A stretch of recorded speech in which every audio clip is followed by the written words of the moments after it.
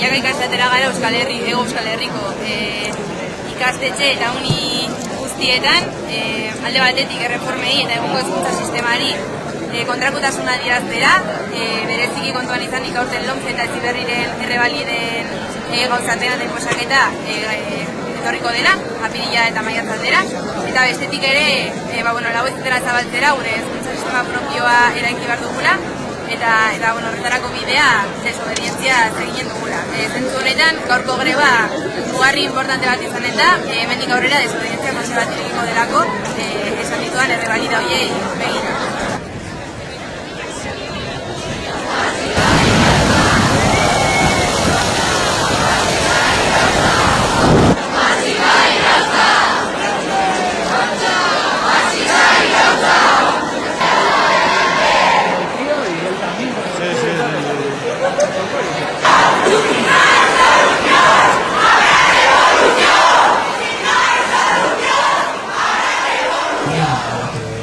Ayang mau bikin.